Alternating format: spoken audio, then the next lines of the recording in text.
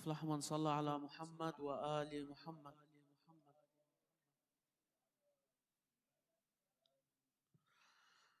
أعوذ بالله من الشيطان الرجيم. بسم الله الرحمن الرحيم. الرحمن علم القرآن، خلق الإنسان علمه البيان. الشمس والقمر بحسبان، والنجم والشجر يسجدان. والسماء رفعها ووضع الميزان، ألا تطغوا في الميزان،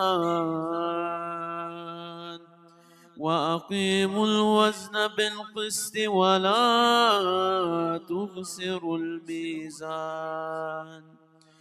والأرض وضعها للأنام، فيها فاكهة والنخل ذات الأكمام، والحب ذو العصف والريحان. فبأي آلاء ربكما تكذبان؟ خلق الإنسان من صلصال كالفخار، وخلق الجان من مارج من نار. فبأي آلاء ربكما تكذبان؟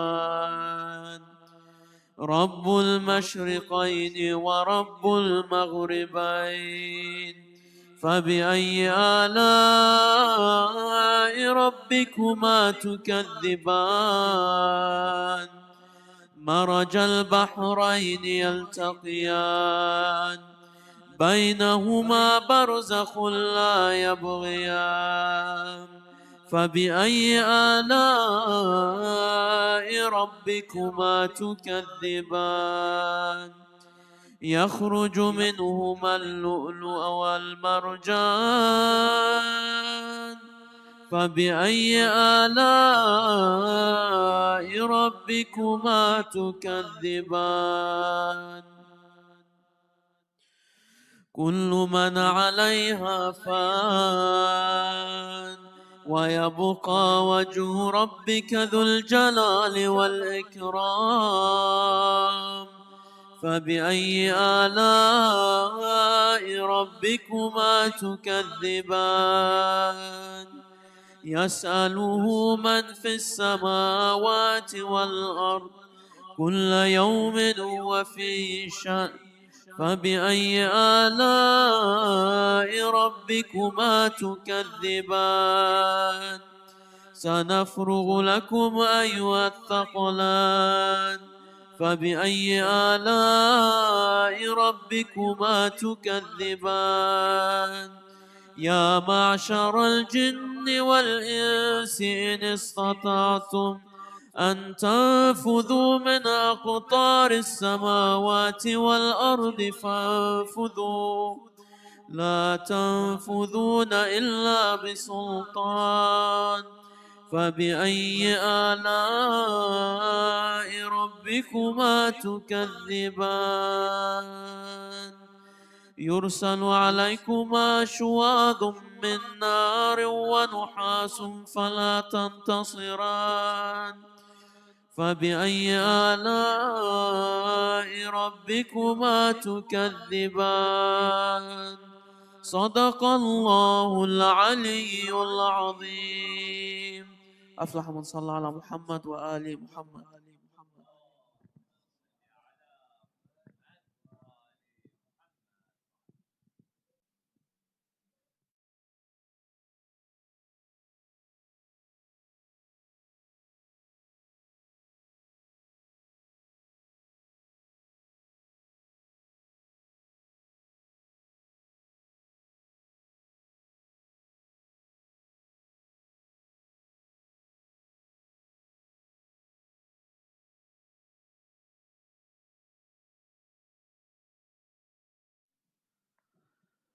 زيارة عاشوراء أفلح من صلى على محمد وآل محمد.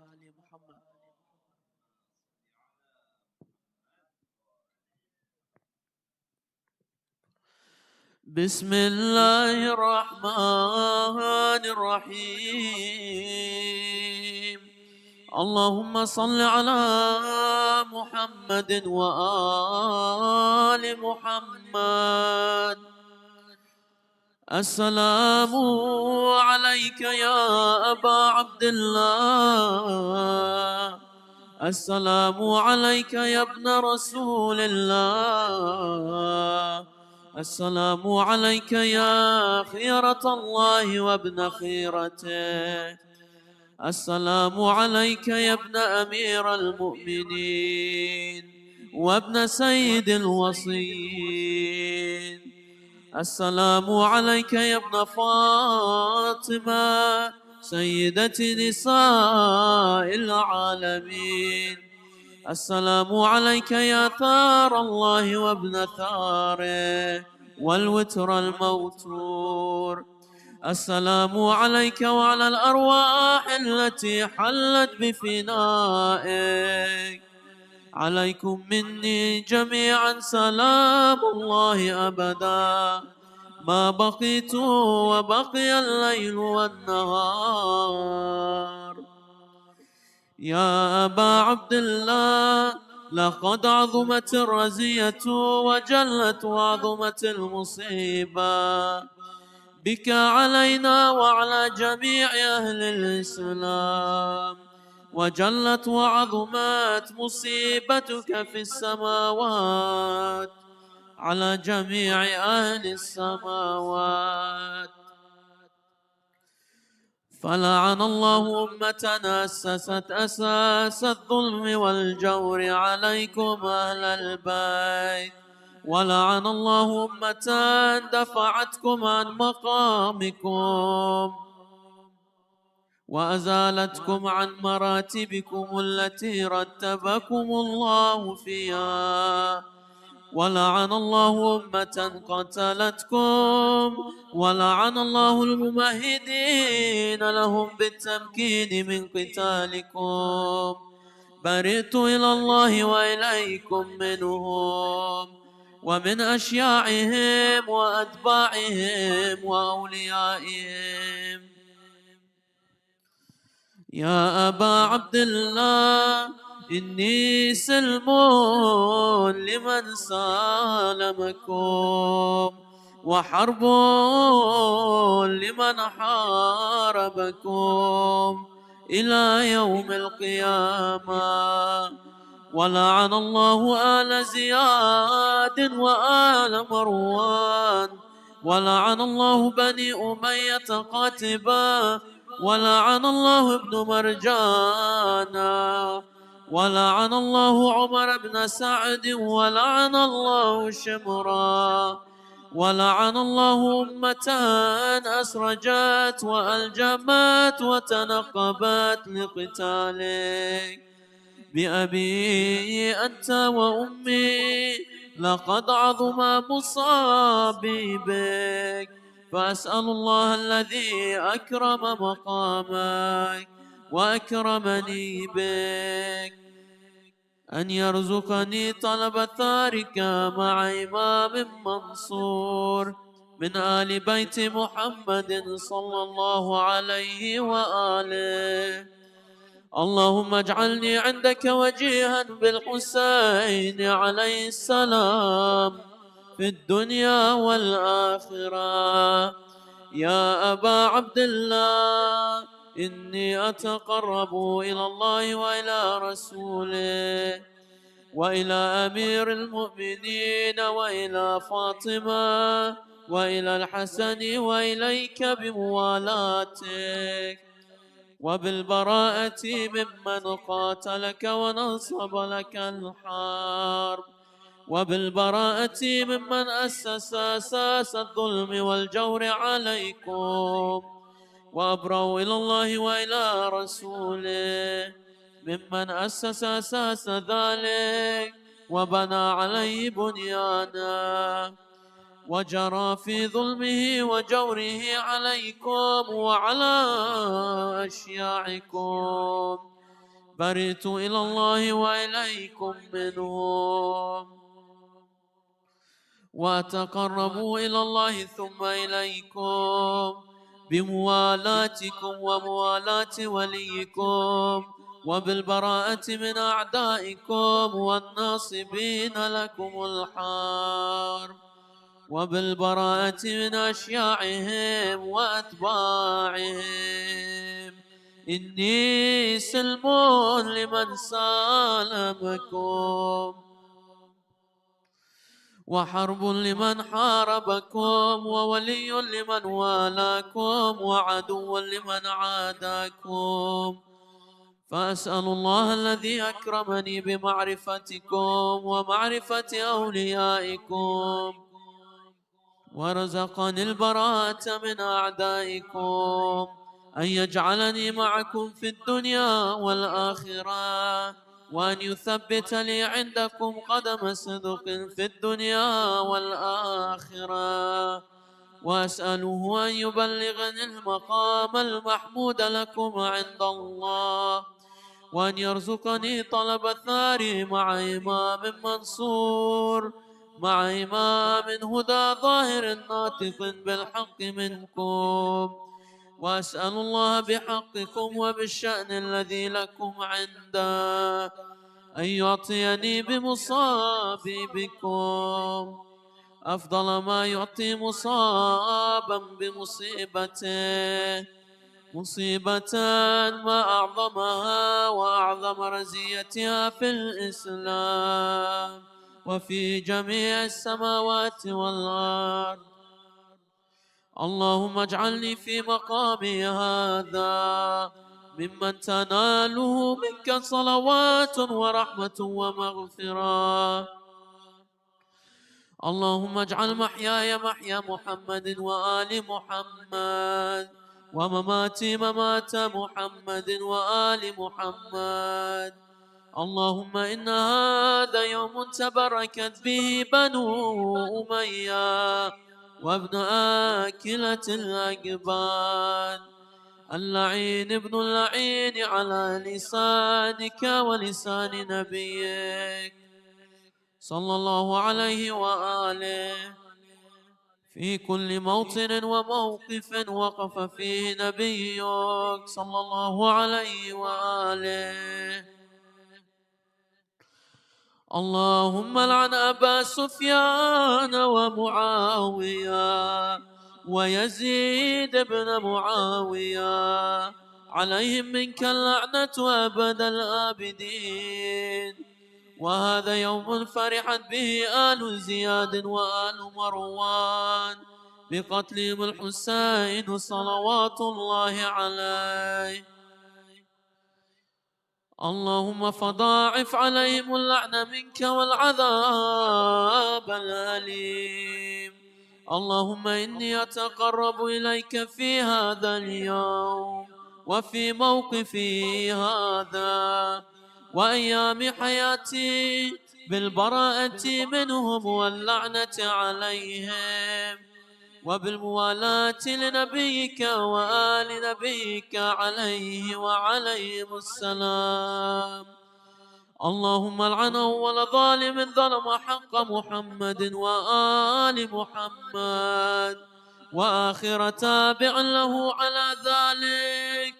اللهم العن العصابة التي جاهدت الحسين وشايعت وبايعت وتابعت على قتله، اللهم العنهم جميعا. السلام عليك يا أبا عبد الله، وعلى الأرواح التي حلت بفنائك، عليك مني سلام الله أبدا ما بقيت وبقي الليل والنهار، ولا جعله الله آخر العهد مني لزيارتكم. السلام على الحسين وعلى علي بن الحسين وعلى أولاد الحسين وعلى أصحاب الحسين. اللهم خص أنت أول ظالم باللعن مني وابدأ به أولا، ثم الثاني والثالث والرابع. اللهم العن يزيد خامسا، والعن عبيد الله بن زياد وابن مرجانا وعمر بن سعد وشمرا وآل أبي سفيان وآل زياد وآل مروان إلى يوم القيامة. اللهم لك الحمد حمد الشاكرين، لك على مصابهم، الحمد لله على عظيم رزيتي. اللهم ارزقني شفاعة الحسين يوم الورود، وثبت لي قدم صدق عندك مع الحسين وأصحاب الحسين الذين بذلوا مهجهم دون الحسين عليه السلام. وصلى الله على سيدنا ونبينا محمد وعلى آل بيته الطيبين الطاهرين. أفلح من صلى على محمد وآل محمد.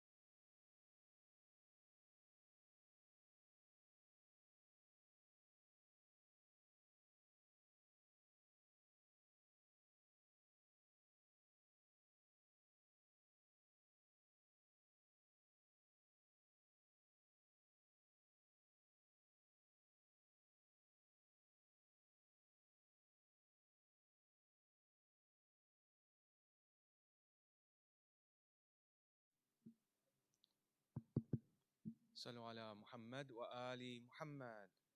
اللهم صل على محمد وآل محمد. أعوذ بالله من الشيطان اللعين الرجيم. بسم الله الرحمن الرحيم. والصلاة والسلام على سيدنا ونبينا محمد وعلى آله الطيبين الطاهرين. اللهم صل على محمد وآل محمد. لا سيما بقية الله روحي وأرواح العالمين لمختمه الفداء. عظم الله أجورنا وأجوركم بمصابنا بأبا عبد الله. Dear brothers and sisters in Islam, Assalamu alaikum wa rahmatullahi wa barakatuh. Inshallah, I won't take too much of your time.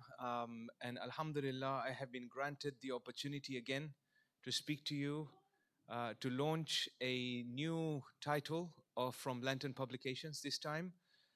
This time it is a book that is not a scholarly book. It is a book that is not a tough read. It is a book that you can't put down. So inshallah, the book that we're launching tonight is called The Honorable Betrayal. I have it in front of me here. Now, why is this such an important book, or why we think it's an important book? It's actually written by a local author, and it's a political thriller. In this day and age that we are living in, it kind of goes through the life of a person who is living a Husseini lifestyle in the Western world. And obviously, the story is that he gets betrayed, unfortunately. But practicing these high ideals and morals is kind of what makes this book really, really interesting. Inshallah, this book will be available outside. And at the same time, what we are doing is we're launching a book for our youth as well, our young people from around 8 or 7, those who can read chapter books, all the way to probably 12 or even older if you're interested in these kind of books. This is a unique fantasy book that is written, it's called Muhammad Jawad and the Sword of Ilya. And Sword of Ilya, as you can see, is the sword of Dhulfiqar. That Muhammad Jawad, the protagonist, at the end of this journey, gets to wield against shaitan. It's a really, really brilliant book. It teaches the Holy Quran, it teaches how to read the Holy Quran, but not in a way that you would normally expect. So, inshallah, this book will also be available outside tonight, inshallah, and I think it'll be very useful so it covers the whole gamut from the older all the way down to the younger generation, inshallah. Now, Lantern Publications definitely has a lot of other books as well available. As you can see, that we have launched quite a few books here at Imam Hussein Islamic Center, and we'll continue to do so, inshallah. A lot of books for the youth and for children as well. But today, the invitation is also for those of you who are interested in becoming part of this journey and making these books, these kind of books, original books available. We would really appreciate your support.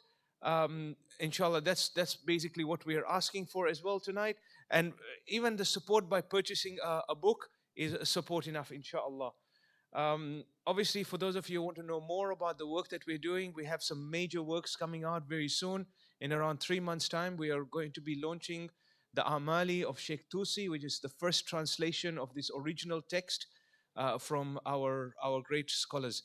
Inshallah, with that, I'll leave you with salawat ala Muhammad wa ali Muhammad. Allahumma salli ala Muhammad.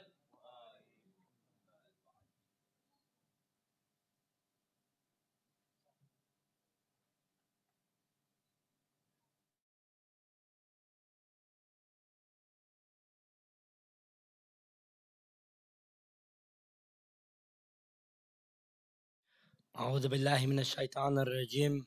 بسم الله الرحمن الرحيم.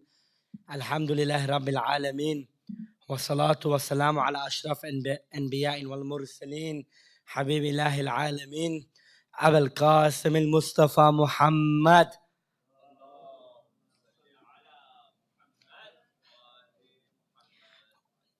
وعلى أهل بيته الطيبين الطاهرين المعصومين لا سيما بقية الله في الأرضين صاحب العصر والزمان إمام المهدي عجل الله تعالى فرجه الشريف، وعلى سيدنا ومولانا أبا عبد الله الحسين، وعلى أرواح التي حل بفنائه، عليك مني جميعا سلام الله أبدا ما بقيت وبقي ليله والنهار، ولا جعل الله آخر أحدي من لزيارتكم.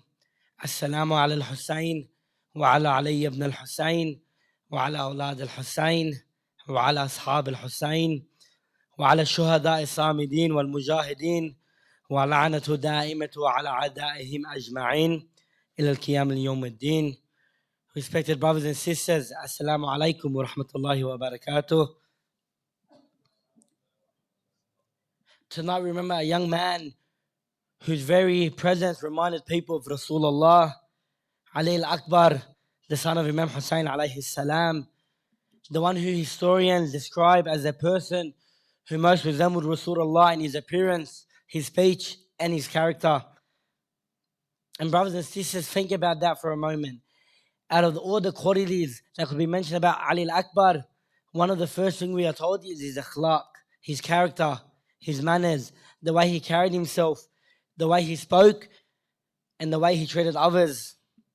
Tonight's topic is the importance of akhlaq with Allah. And sometimes when we hear the word akhlaq, we think only about how we treat people. But true akhlaq begins with Allah. How do we speak to Allah? How do we think about Allah? How do we react when Allah tests us? Do we remain patient? Do we remain grateful? Do we remain respectful in the way we speak about our hardships?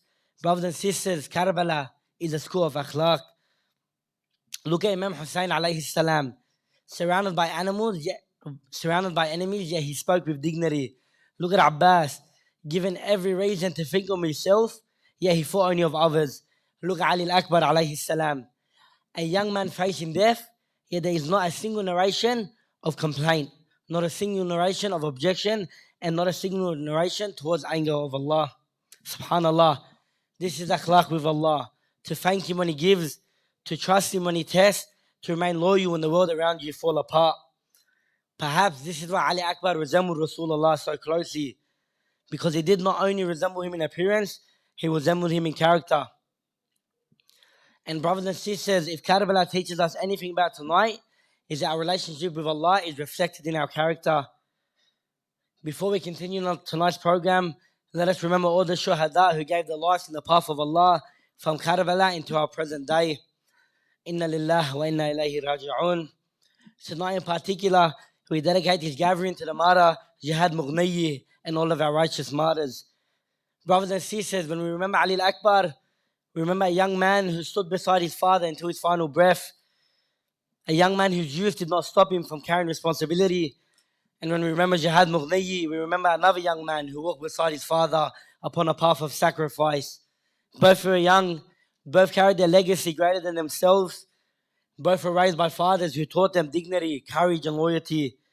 And both remained faithful to their path until their final moments. Allah Azza wa Jal says, indeed, Allah is with the patience.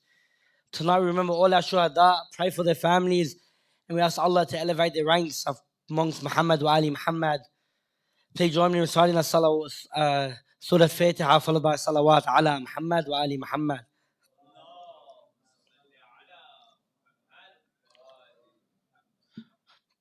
Before we continue,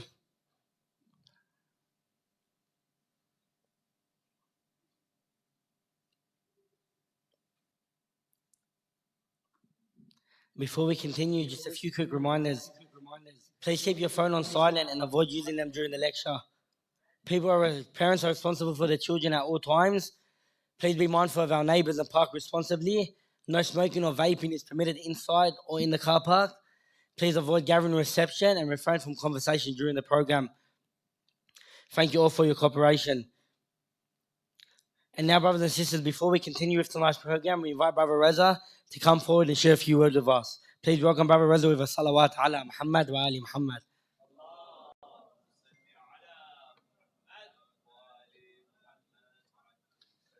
Ahsan, Brother Zach.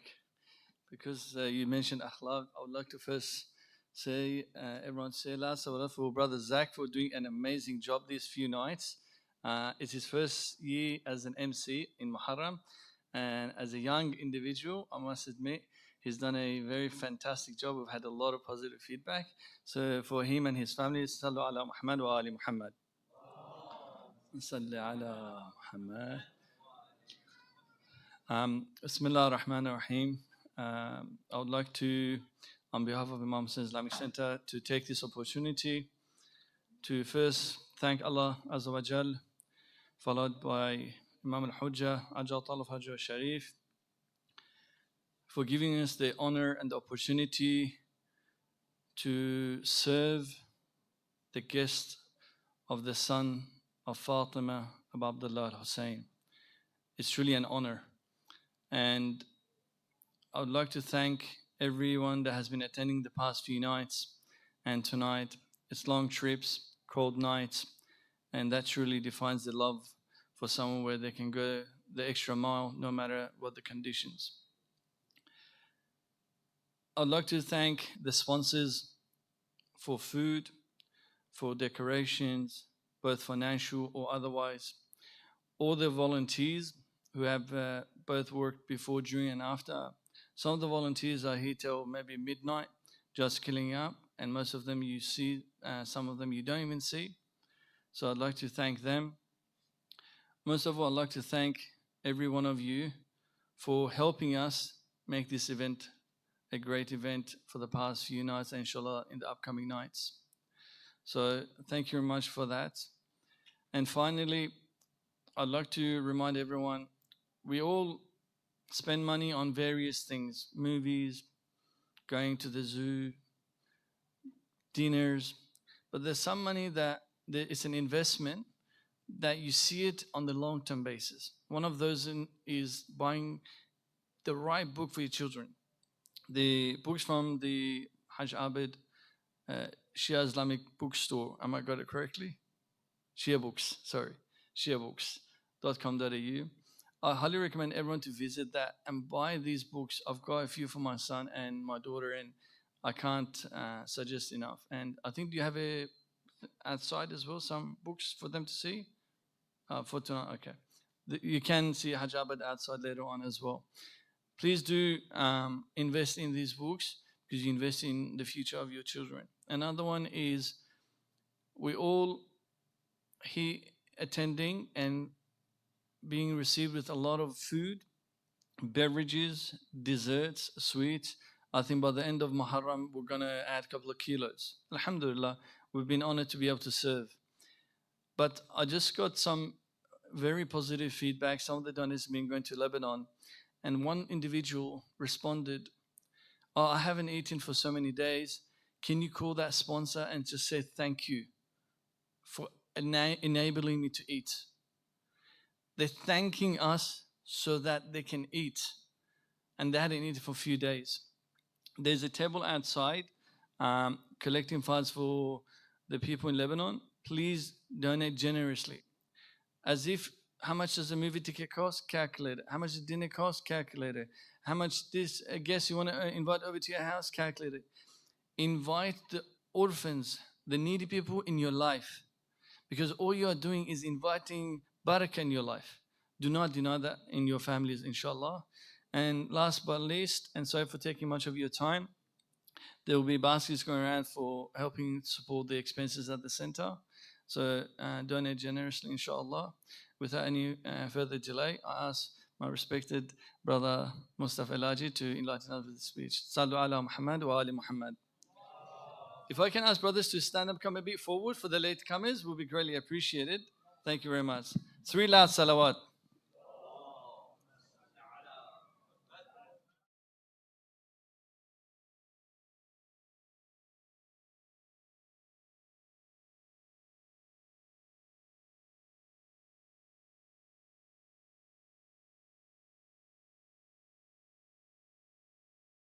شهدائنا وأمواتنا جميعا رحم الله من قرأ السورة المباركة الفاتحة مسبوقة بالصلاة على محمد وآل محمد.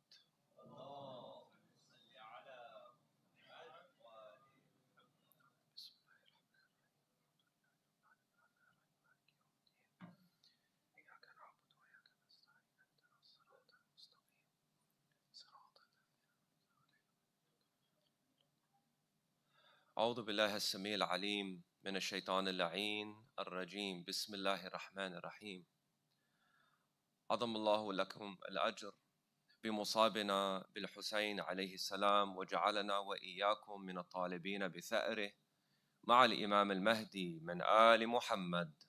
اللهم صل.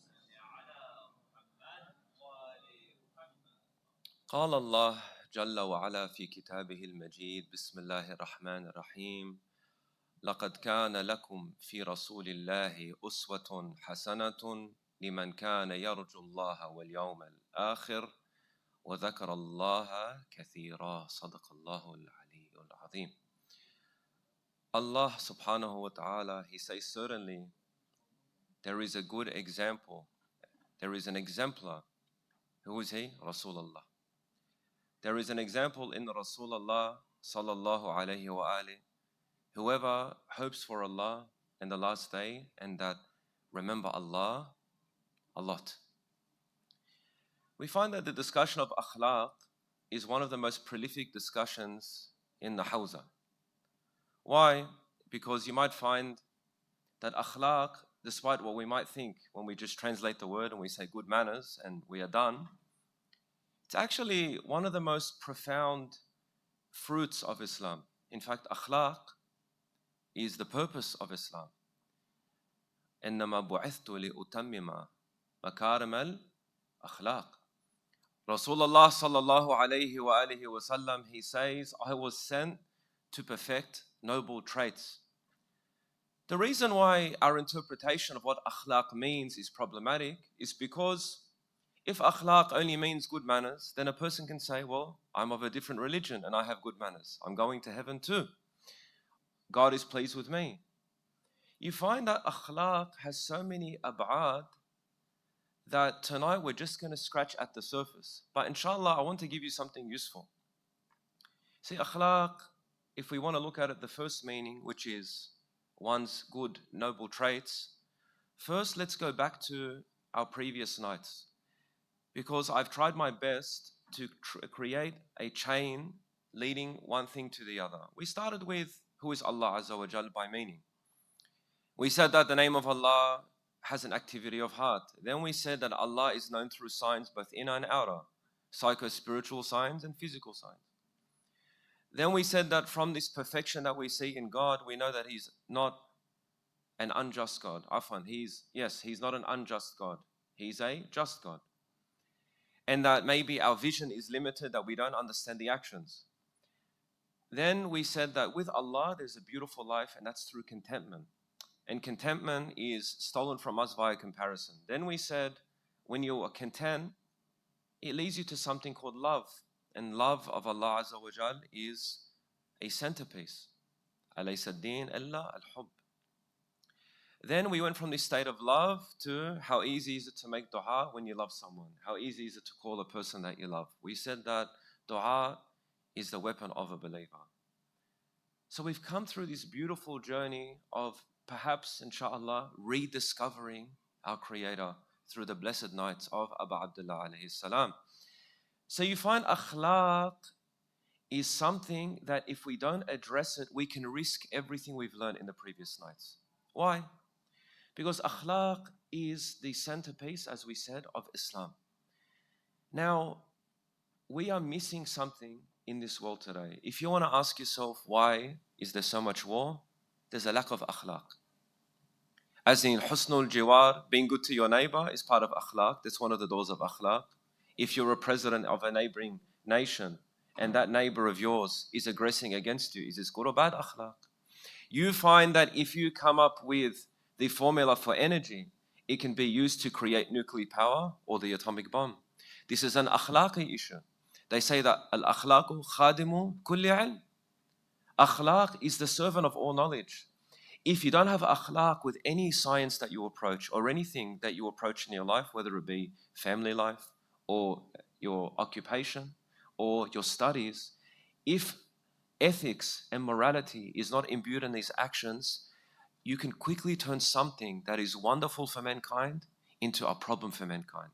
Not only that, when we explore why there are so many divorces, for example, typically when the brother and sister that are married, they go to the sheikh and they complain about what she said and what he said. And the difficulty in this arrangement is that it doesn't get to the core of the problem. The sheikh's job is to actually hear them out and say, hold on, do you know where this is coming from? There is an akhlaq issue on both sides. But not only that, we know how to behave well. But you find that this ugliness rears its head every so often. And I'm not going to speak from a position of ulu, absolutely not. Tonight's lecture is for myself, and you're just here to listen to me talk to myself. Because akhlaq is a journey. It's a lifelong journey because it is Islam. And Islam is a lifelong journey. Inshallah, we want to welcome this majlis with a salat ala Muhammad wa ali Muhammad.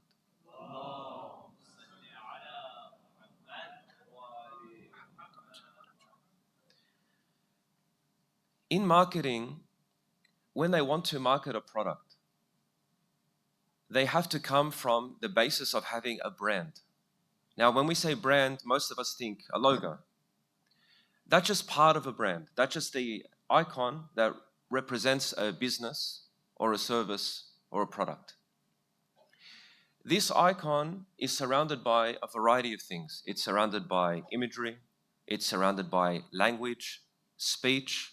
It's surrounded by famous people. It's surrounded by a type of aesthetic, a type of color, a type of form. A lot of effort is put into marketing things to people in this modern age. One of them is tone of voice. Now, when you're sitting in a brand marketing meeting, they ask you, what's the tone of voice for this campaign? The question that follows is, what are the sentiments of the audience? Who are we marketing to? So they have a genuine understanding as to who they're marketing to, and then they want to cater all of their advertising efforts around their audience. Why?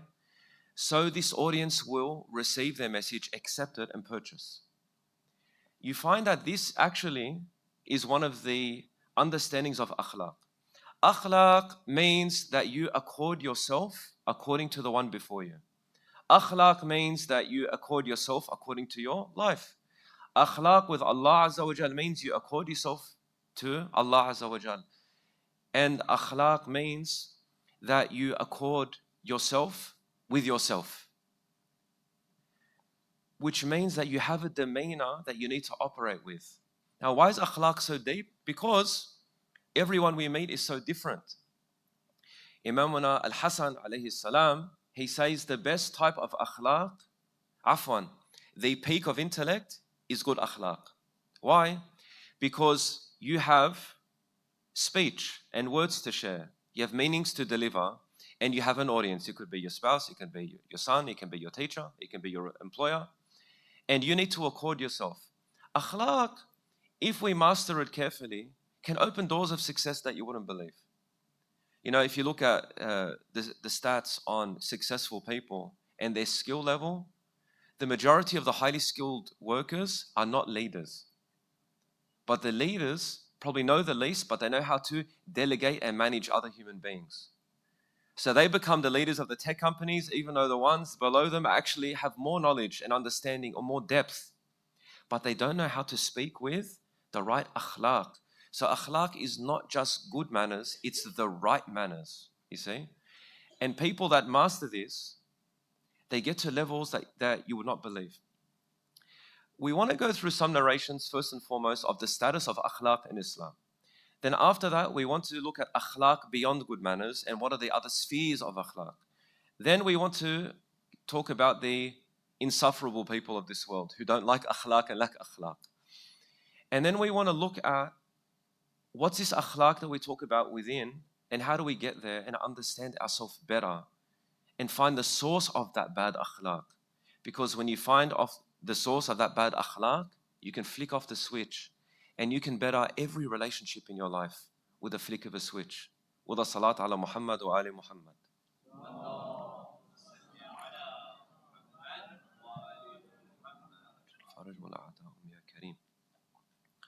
قال رسول الله صلى الله عليه وآله الإسلام حسن الخلق. Islam the great religion, 1.8 billion, 2 billion, that delivered the verbatim words of God, the blessed Quran, this entire faith and all the manasik and all the wajibat. He says Islam is good akhlaq. Secondly, husnul khuluqi nisfud deen. We have a hadith that says that marriage is half your religion, or the other half is good akhlaq. And subhanAllah, if you don't have these two halves, you don't have a marriage and you don't have akhlaq. You don't have Islam. Another narration. إن العبد ليبلغ بحسن خلقه عظيم درجات الآخرة وشرف المنازل. He says the servant can reach through good akhlaq the highest levels, great levels in the akhirah and a very honored station. وإنه لضعيف العبادة, even if he's weak in worship. So you find some people, they don't pray Salatul Layl, they don't pray any mustahabbat, no ghufayla. There's nothing of that sort. But they are a people that you ask them, wherever they go, ask the people, what do you think of this person? They say, I wish I had a daughter to marry her to this man. Or I wish I had her, and say vice versa. They are praised wherever they go.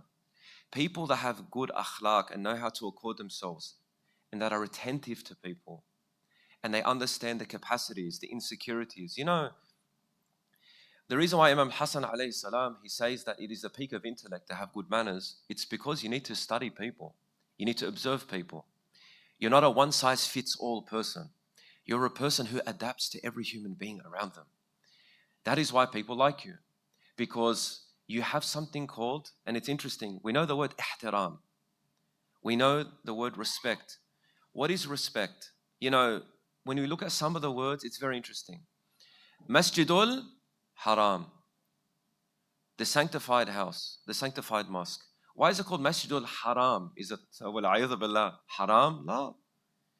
It's haram in the sense that it has hurma, it has holiness. Ihtiram is observing the boundaries of a person.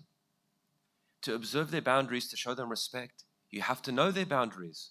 To know their boundaries, you have to conversate with them and understand them, because people don't usually communicate their boundaries to you. So akhlaq is actually, you know, the smartest person in the room is a person who knows how to have everyone like them. There's a book called How to Win Friends and Influence People by a fellow named Dale Carnegie.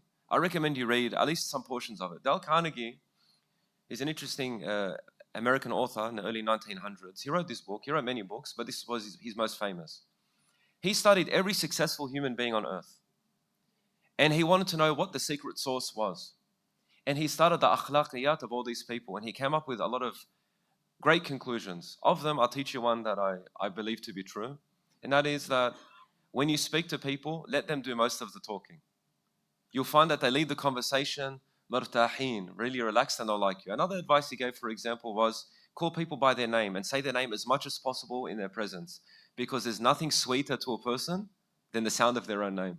These are a few conclusions.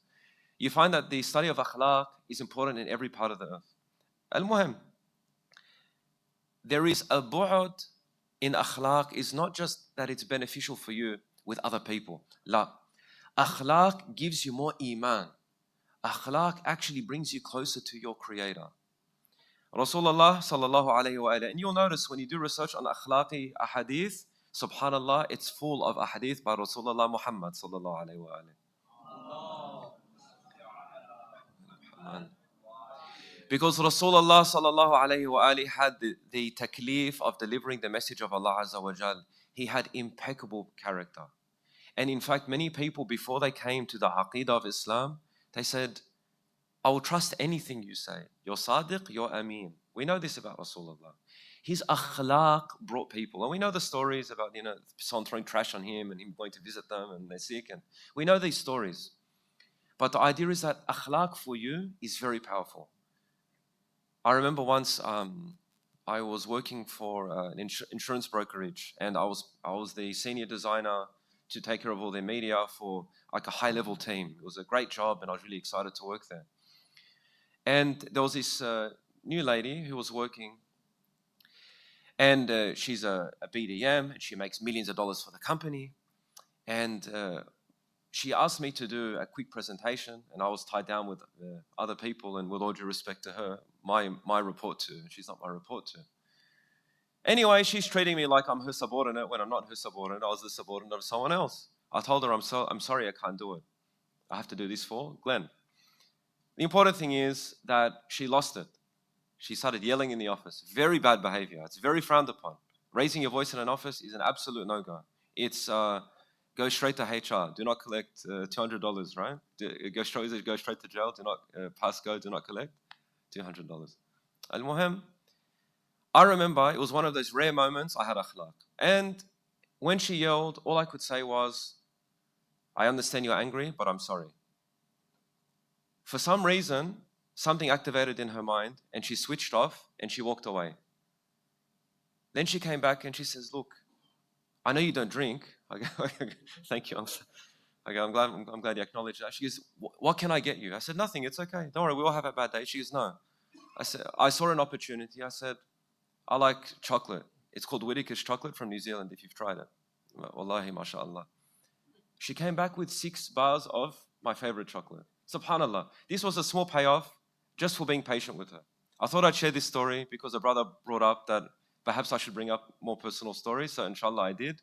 Inshallah the thawab is for him. Wa the salat ala Muhammad wa ali Muhammad.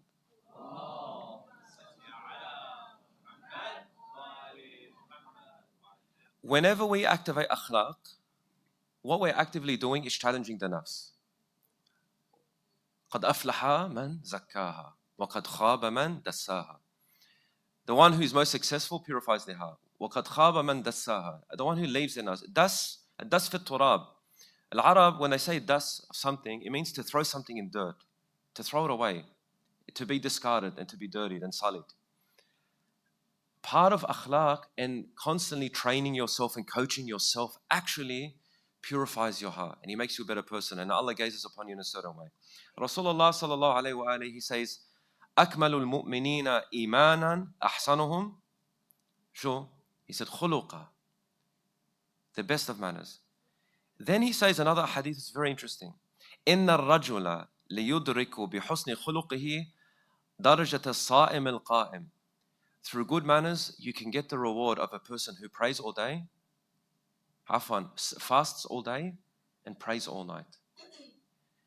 Subhanallah, how often have you maybe prayed Salatul Layl, and the next day it's like it had no effect on you whatsoever.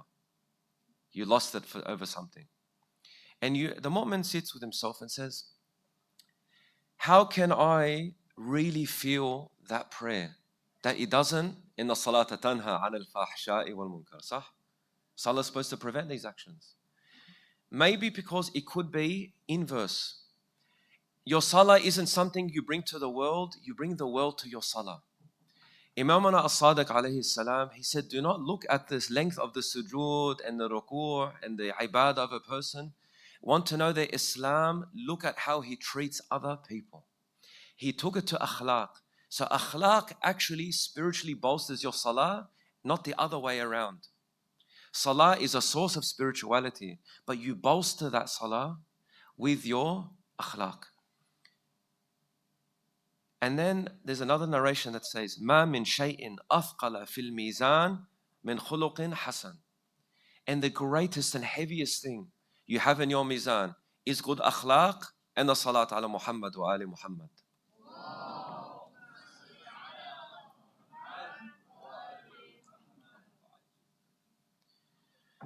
Amir al-Mu'mineen Ali ibn Abi Talib salawatullahi wa salamuhu alayhi ala dhikrihi sallallahu ala Muhammad wa ali Muhammad.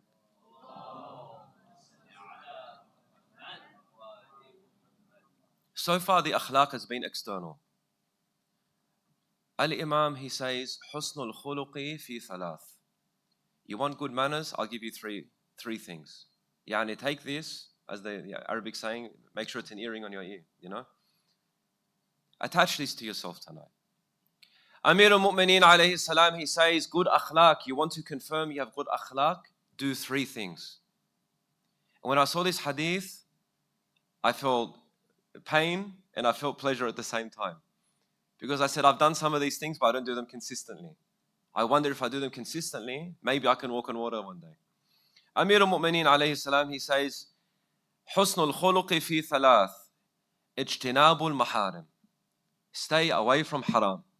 This is number one. So you find that the Sharia, the book from the Islamic laws of your marja, this is a door of akhlaq. Understanding your wajibat, na'am. Understanding the muharramat, things that sully your soul, is akhlaq. Who is it akhlaq towards? Two people or two characters, one entity, one human. One is Allah Azza wa Jal. The second is respect of yourself. Good akhlaq with your nafs, to not throw your soul anywhere. This is good akhlaq. This is a type of good manners. So you find good manners applies to yourself. Treat yourself well, the Imam is saying. وَطَلَبُ الْحَلَالِ. Working and making a righteous living is a door of akhlaq. This is good manners. You see? And the third, he says, وَالتَّوَسُّعُ عَلَى الْعِيَالِ. And making it your duty, especially as men and fathers, to make life for your family as easy as possible. Make your house as nice as possible. Dress your children in the best clothes as much as possible. Put them in the best schools as much as possible. And for the mothers, obviously, everything that they do. When you do tawassu' ala al-'iyal, try to expand things for them, open doors for your family. This is a door of akhlaq. So you might find that maybe you're lada'iful ibadah, you're weak in your worship, you do your wajib, khalas. But your akhlaq can take you to the highest levels of heaven. And of them, subhanallah, think about this. Don't you already do this? I'm sitting before good people. I know I am. All of you try hard for your families. Sahla. All of you work hard for your families here. I don't doubt this for a second. Just keep in mind that when you're doing it from now, that Allah really loves that about you. And that you have good akhlaq. And Allah is happy with your akhlaq. Intend that niyyah, make that niyyah, intend it for your family, and say, I'm trying to get to akhlaq. Why? Because Amir al-Mu'mineen commanded us. Amir al-Mu'mineen, the commander of the faithful, he says, ثَابِرُ عَلَى اقْتِنَاءِ الْمَكَارِمِ. I command you to go and reach the highest levels of akhlaq, of the best noble traits. That's a command of your Imam. The same way the Imam told you to pray and to fight fi sabilillah. He's saying, fight hard to be the best people you can possibly be. And you're with me in heaven. This is the deen of Rasulullah. This is Islam. So now we're saying that when we began, we had the hadith that al-khuluq al-hasan is half your religion. Now you're understanding it has a bu'd of sharia, has a bu'd of infaq. وَمِمَّا رَزَقْنَاهُمْ يُنْفِقُونَ. You have so many spheres of akhlaq. Now, inshallah, we want to welcome the insufferables of among us, including myself. Some of us who have bad akhlaq. And what does that do? You see, akhlaq with yourself also means that you support yourself. But if you have bad akhlaq outwardly, it actually wrecks you. It destroys your inner world. How? أولاً أدوم الناس غماً أسوأهم خلقاً. The people that are most consistently depressed are the worst people in behavior. The people that are rude and brash and do not consider those around them, they are suffering and in self-loathing and torment constantly. He's saying, أدوم الناس غماً. Gham. We ask Allah to keep gham and ham away from us, depression, anxiety, qalaq, for example. If you feel like you're down, when you read a narration, try to think of the opposite. The opposite becomes true. So for example, the person who is very consistent in bad akhlaq will be very depressed. In other words, the person who's persistent in good akhlaq is the happiest of people. And it is actually the door of sahada. So if you're feeling down, go do something good. They had research people that were chronically depressed. They wanted to find alternatives to drugs. Xanax, for example, is very common. It's for recreation. Nowadays, Xanax is a very bad drug, and it's worse than Xanax. And it's not a judgment on anyone taking it if the doctor prescribed this for them. But the people wanted to find an alternative. So these doctors did some research. They got people that were chronically depressed. and they put them in the service of soup kitchens in America. So they saw people living the worst life. Drug addicts, broken homes, people on the streets, people thrown from their, fired, entire companies go belly up, entire communities are removed from their income. And you find these people in soup kitchens. They said within 2 weeks, because generally speaking, a mood that persists for 2 weeks, if my memory serves me, last time I checked, a mood that persists for 2 weeks, like sadness, they call this being depressed. They said within 2 weeks, chronically depressed people that relied on medication were completely cured in the service of other human beings. This is a sunnah of Allah Azza wa Jal. Allah made this in al-takween. You don't even have to believe in God to be affected by this. It's part of the universe. It's part of creation. Another one, it says, Al-khuluqu sayyi' ahadul adabain. Bad manners is of the two punishing things, the two sufferings, the two punishments. Perhaps it means that obviously your mouth punishes the person and it punishes you. Why? Man sa'a khuluquhu 'addaba nafsahu. The Prophet says, whoever has bad manners punishes himself. You make everyone around you leave you. You make people uncomfortable.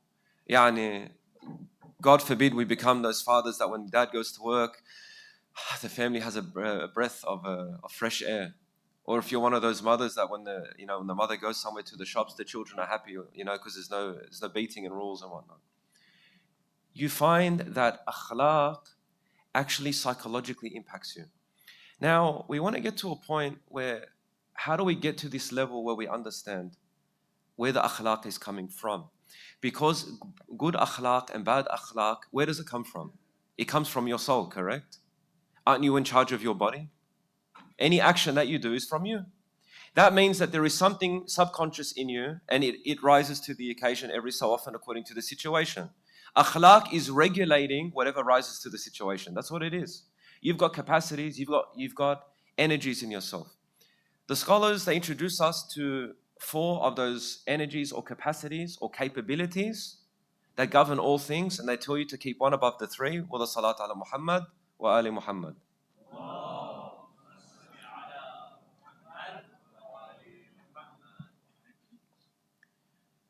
If you return to the ahadith, which our scholars have elaborated on at length, humans have 4 capacities. And if there is a 5th, I'd like you to bring it. Because mashallah, really, if you summarize everything that we have, it's in these 4. To do with the human psyche. Number 1, the power of shahwa, or the bodily desire, carnal appetites. This is one power of man. Number 2, the power of aql, intellect. Aql is not, we're not saying the one's intellectual power as in to do with the brain, but aql is to know right from wrong and to know God. That's what we're talking, gnosis of Allah Azza wa Jal. So you've got your shahwa, then you've got your aql, then you've got your al-quwwatul wahmiyya, your imagination. From your imagination, you picture things in your mind, you picture the past, you picture the future, you imagine beautiful words, you imagine how to harm your brother who's a prophet. When Ya'qub alayhi salam, he said, "Bal sawwalat lakum anfusakum amra." Your nafs has created something for you. This is from their waham. They imagined how they can hurt their brother Yusuf alayhi salam. So you have your anger, you've got your desire. You've got your anger, which is a power as well. You've got your desire, you've got your imagination, and you've got your aql. Now, the spiritual scholars, they teach us that if you want to have saytara on your ghadab, for example, you have to bring in aql. You have to bring in your gnosis of God. If you want to have power over your imagination, and you might think, why should I have saytara or control of my imagination? Shouldn't be free and creative? We have a dua that says, Allahumma akhrijni min dhulumat al-wahm wa akrimni binur al-fahm. You find that your imagination creates all sorts of things that are negative too. If your aql isn't present with your wahm, what happens? You imagine, God forbid, the spouse must be cheating. This suspicion that we have. He must be hiding money. He must have driven the car without my knowledge. She must be lying to me. You see? If your wahm is not controlled by aql, where your aql can assess, and for example, you have a suspicion, your aql says, Allah says, إن بعد الظن إثم. Aql comes in. You have ghadab and you're angry, and your aql comes into the picture and says, وَالْقَاضِمِينَ الْغَيْظِ وَالْعَافِينَ عَنِ النَّاسِ وَاللَّهُ يُحِبُّ الْمُحْسِنِينَ. If you find that your shahwa is overtaking, you find dhikr of Allah Azza wa Jal, it reminds you to take care of that. Now, we're getting to a source of bad akhlaq.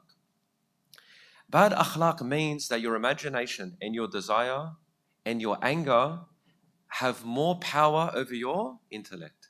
Is that right or not? Yani, for example, whenever bad akhlaq emerges, it's because the time between the stimulus and the response was zero. We find the quality of a khaluq person is someone who's halim. Helm in Islam is greater than sabr. Patience is beautiful. To have helm is different to sabr, different to patience. How? Although you might translate them as nearly being the same. Patience means that you're tolerant of a person, maybe you're accepting, you've got rida in this action. But helm is having that even with maqdira over this person. The halim is a person who's capable of punishing, but they don't. They're capable over this person or retaliating. For example, a parent who's capable of smacking their child, they have the physical power over them, but they don't. This is helm. The qadi, the judge, who can be harsh in his sentence because the person committed the crime, but he doesn't. This is helm. This is a halim person. The leader of a nation who can sit in a press conference and tolerate ill-mannered reporters, this is the halim. This is a halim person. And you find the states and nations that don't have akhlaq, subhanallah, I know when I drew that comparison, whose mind did you go to? Although I said a good leader listens to ill-mannered reporters, you thought of who? You thought of the ill-mannered leader, Trump, right or not? I think all of you thought of him. Because he is the example of having no akhlaq, and he is the symbol of kufr in this world. He is the symbol of kufr in this world. He is a worldly person. His anger overtakes him. He's all about his passions and his shahwa. He worships his shahwa. His shahwa has taken him to the depths of depravity. And I don't want to mention on the minbar of Abu Abdullah alayhi salam. Sometimes you know good akhlaq from the symbols of tyranny. That is why Yazid la'natullahi alayhi, what was he? Sharibul khumur. He was fajr, he was kafir, he was a drunkard. He was a person who let his anger and his desire and his imagination run wild. You find that Ahlul Bayt alayhi salatu wassalam, in their akhlaq, in their ilm, in their hilm, they had no military. There was no real threat except their tongue and their actions. But because their imaginations ran wild with them, because their aql was not present, what happened? They always feared the toppling of their government, so they had to oppress Ahlul Bayt. Ahlul Bayt alayhi salatu wasalam never had a dominant leadership or government except with Amir al-Mu'mineen alayhi salam, which was fraught with problems for 5 years. The greatest battles in Islam against other Muslimin happened under Amir al-Mu'mineen alayhi salam. And the last one is with the Imam of our time, Imam al-Hujjat ibn al-Hasan, Ruhi wa ruhana fidah. Sallallahu ala Muhammad wa ali Muhammad. روحي فداك يا سيد ومولاي يا صاحب العصر والزمان. So you find that akhlaq has ab'ad that is not only behavioral with others, it's also spiritual, and it's also legalistic. Akhlaq appears in every facet of Islam. Are we all understanding why Islam and akhlaq is one and the same? Because it encompasses everything. Your khuluq is there. Now you find that we want to get to the bottom of how do I get good akhlaq, right or not? Now we know how good it is. We want to have more akhlaq. How do we get there? We'll go back to that focus. First things first. When you look at your shahwa, you look at your desires, your bodily desires. Some people, mashallah, very strong desires. Some people, it's hard to activate their desires. We're a spectrum. You have to look at how do I balance my desires.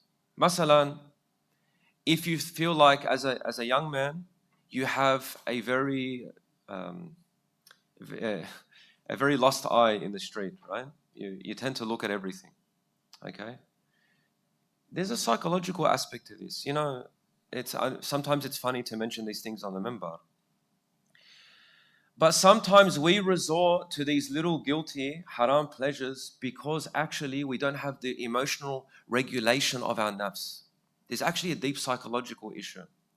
You know, there's been research that physical desire and traumatic experience in your past actually is linked. So for example, people that actually commit zina isn't because they are doing it purely for, you know, the pleasure of the act. And I'm sorry if I'm mentioning this in front of children. I'm trying to be as halal as possible in my speech. Sometimes this is a type of comforting for their nafs, a damaged nafs. Isn't that interesting? Sometimes your anger is because you were not validated. So what you need to do is think to yourself, I'm not going to get this validation. Maybe you have a parent alive today that still does not validate you, even into your adulthood, for example. So therefore, you have a deep sense of injustice when things happen against you.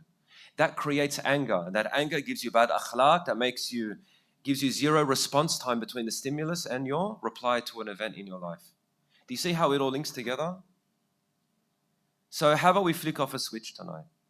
For example, validation. I've noticed just my experience with myself and others, I think this is the big one.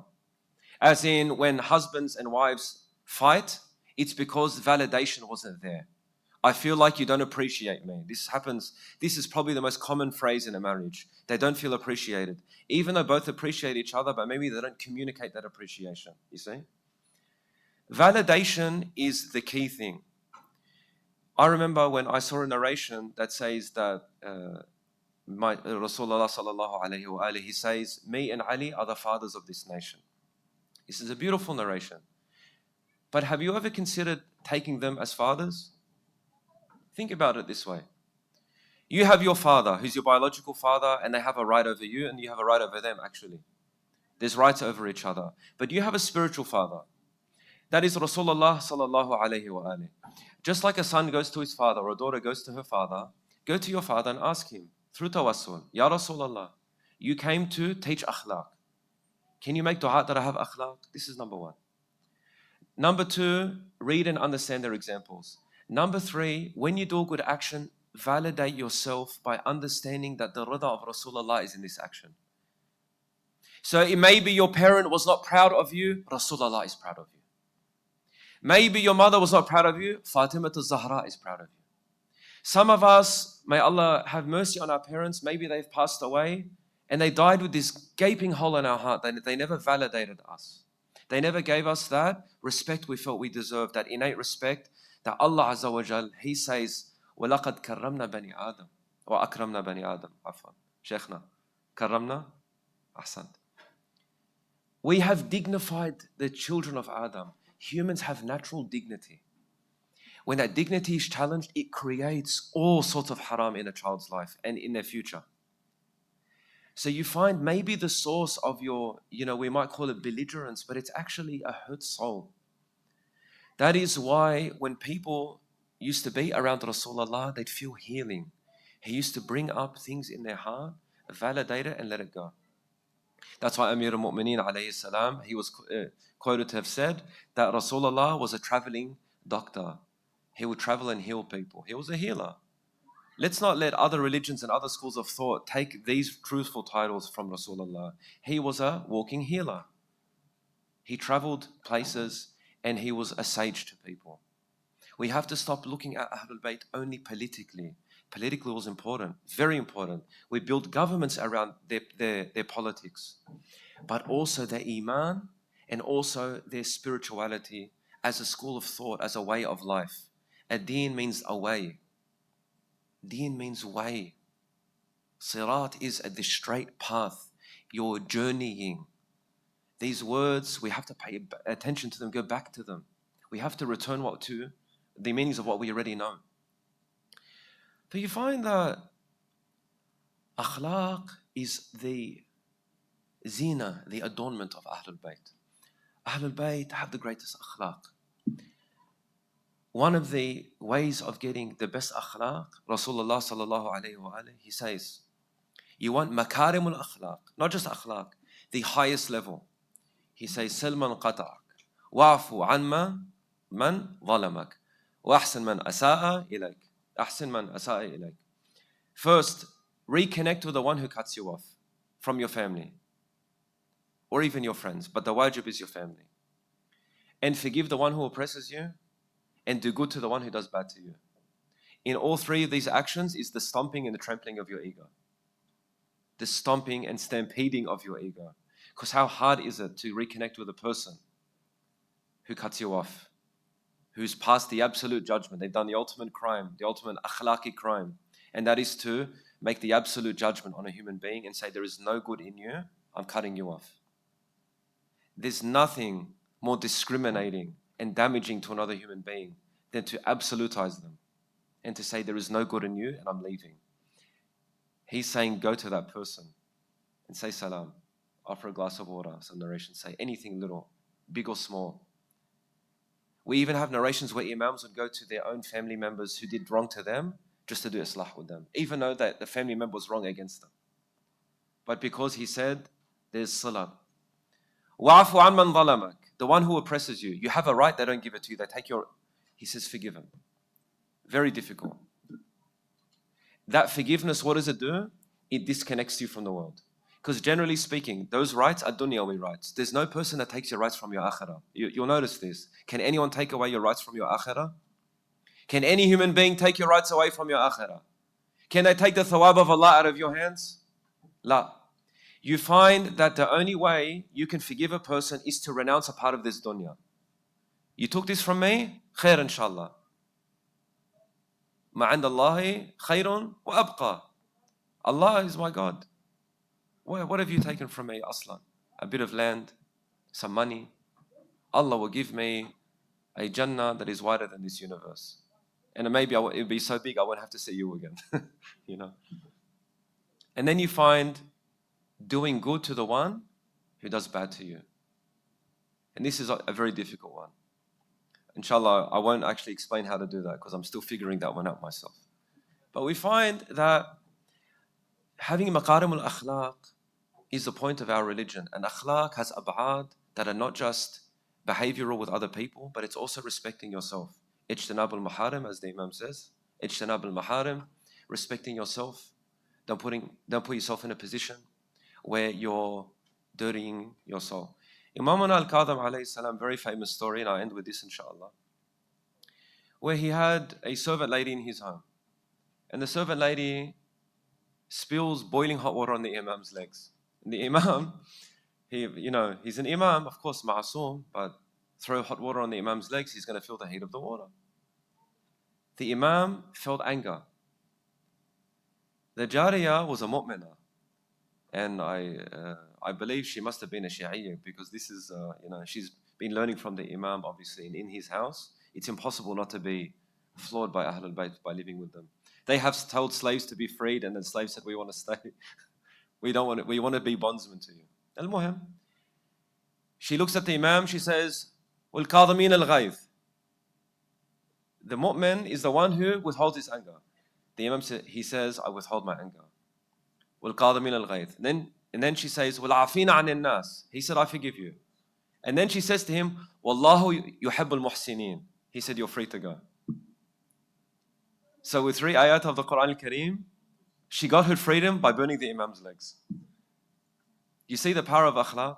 This akhlaq that people have with people is enough to free you. And the Imam forgave her, so Allah forgave her. It was really a good outcome for her, even though... but that was because the Imam. You see, the Imam, he is Quran. And the only way we can see these things manifesting is if we see them in bad situations at times. And that is why when we get to Karbala, you find that, when someone passes away in your family, sometimes when you see someone that looks like that person who passed away, it cools your heart. I remember my father, rahmatullahi alayhi, he passed away about 10, 11 years ago. And he was the eldest in the family. And the second eldest is my uncle. I won't say his name so I don't embarrass him and things like that. But he looks the most like my dad. In fact, even he smells the most like my dad. You know, everyone has a scent, you know. He even wears the same cologne as my dad. He was my dad's best friend. So I noticed that when I see him, he's got my dad's height, he's got the same look on his face. And every time I hug him, I feel like I'm hugging my dad again. You know, and that's a very pleasant memory for me. And it cools the heart. You find Imam al-Hussein alayhi salam, he has a son named Ali al-Akbar. And his son Ali was the person who was closest to the khalq and the khuluq of Rasulullah sallallahu alayhi wa alayhi. Yani whenever he wants to see his grandfather Rasulullah sallallahu alayhi wa alayhi, he looks to Ali al-Akbar. And during these nights, you find that the Imam had a nap on his horse.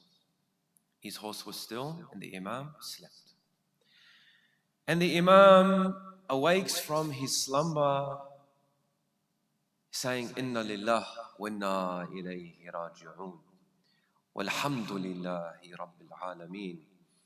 And he repeats, Inna lillah wa inna ilayhi raji'un. Walhamdulillahi rabbil alameen.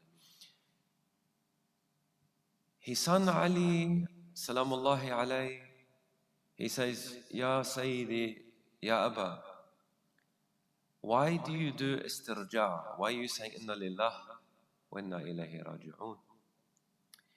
He said, I had a dream that someone on a horse came to me, and through what he said, I knew that our time was near.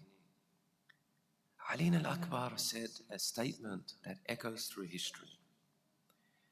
This shows that this young man, the son of Imam al-Hussein, the tarbiyah of akhlaq, the way he walked was Rasulullah, the way he talked was Rasulullah. His mantiq was Nabawi, his mantiq was Muhammadi. Ali al-Akbar was the walking Muhammad sallallahu alayhi wa alayhi. He says, Ya Aba, alasna ala al-haq? Imam al-Hussein, he says, Bala, of course we are on the truth, my son.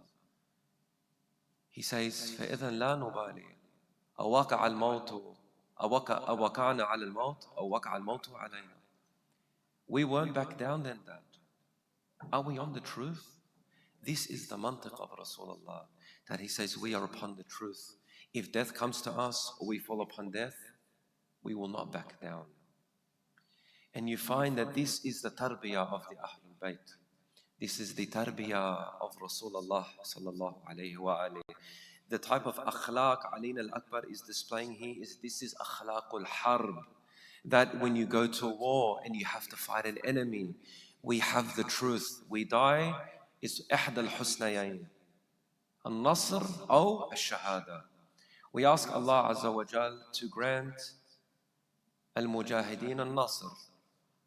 We ask Allah Azza wa Jal to accept our martyrs. We ask Allah Azza wa Jal bihaqqi Ali al-Akbar alayhi salam to return the Imam and hasten his reappearance so the final victory and the story of good and evil is finally concluded.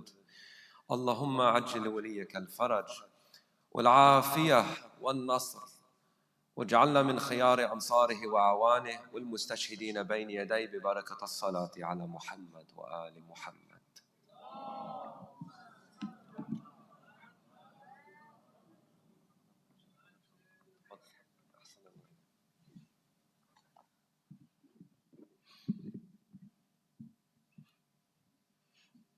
Ali al-Akbar, your father heard your voice before he saw your blood. أنا علي ibn al-Hussein ibn Ali. And for a moment, Karbala stopped breathing, because that was not merely a boy announcing himself. That was the blood of Muhammad speaking. That was the echo of Ali returning. That was the pride of Fatima standing before her enemies. That was Hussein hearing the voice he loved more than life itself. Then the cry came, Ya Abata adrikni, Father, come to me. Ya Allah, how many times did that cry echo in Hussein's ear before he reached him? How many times did he stumble? How many times did his heart stop? How many times did he pray, let me reach him before it's too late? People say Hussein ran. No, a father does not run to that cry. A father falls towards it. A father breaks towards it. A father leaves his soul behind as he moves.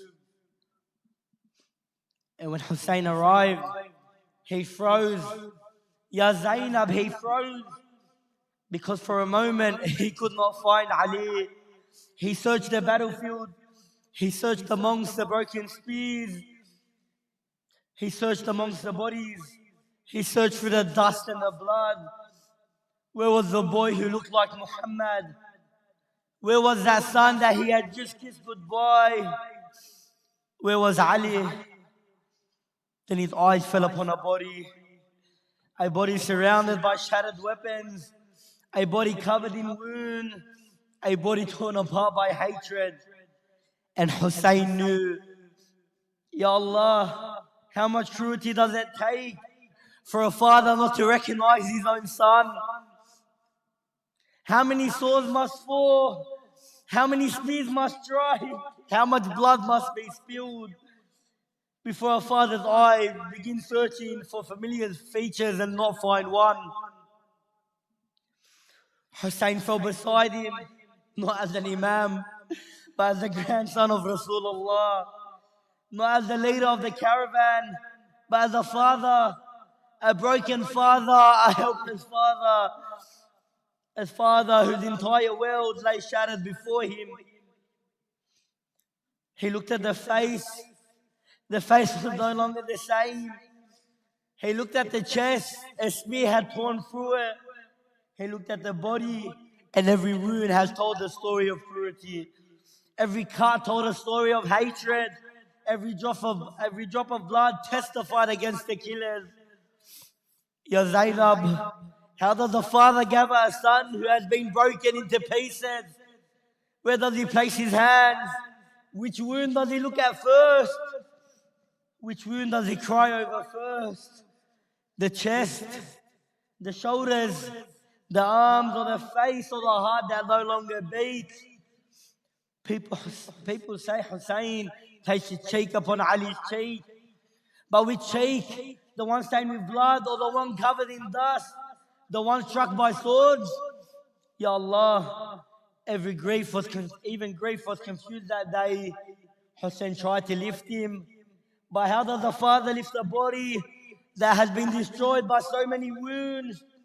How does he carry the weight of a son and a broken heart together? He did not carry a body. He carried his memories. He carried Medina. He carried Layla's tears.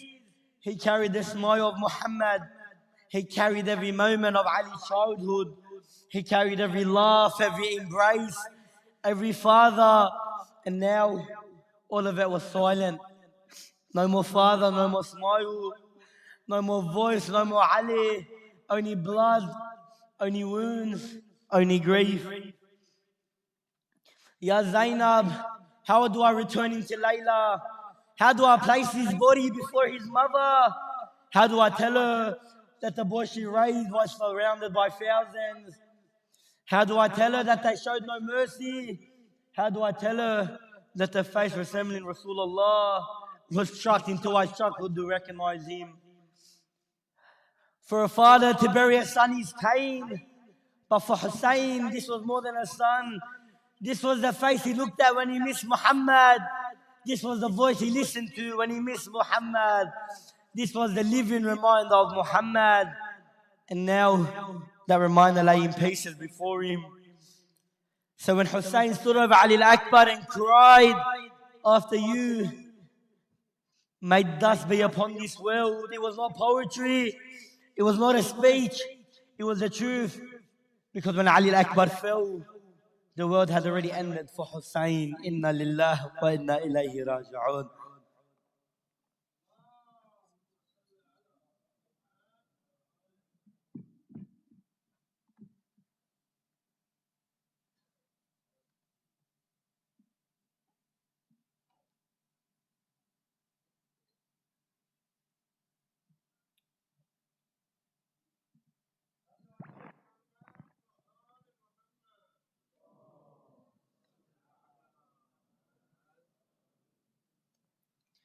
بسم الله الرحمن الرحيم صلى الله عليك يا مولاي يا رسول الله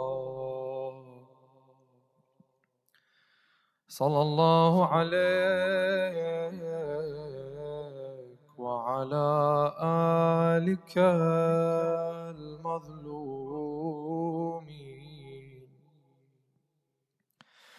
صلى الله عليك يا مولاي يا أبا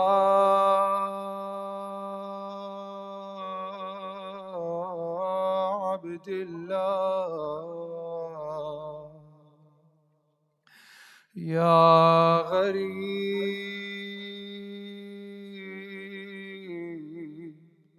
يا مظلوم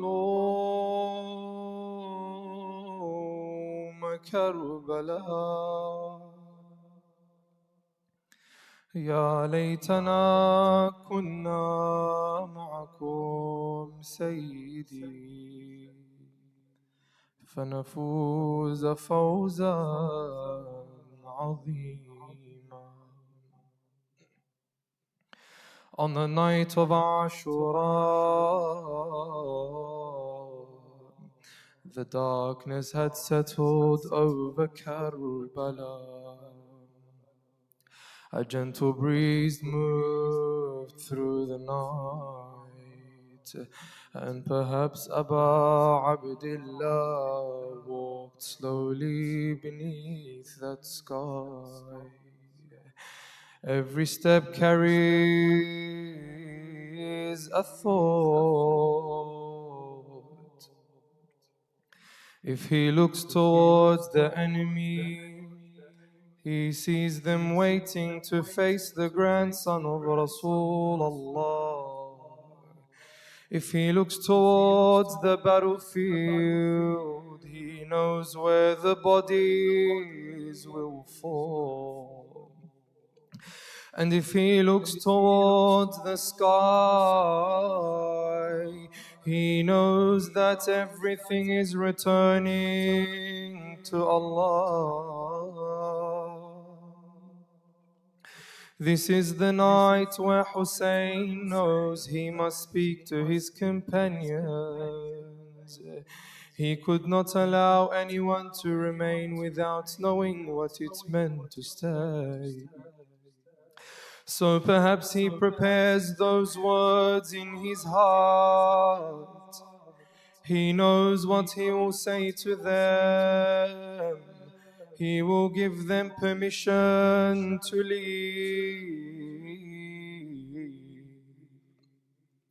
But then his footsteps slow, because there is another direction in the camp that is heavier than the battlefield.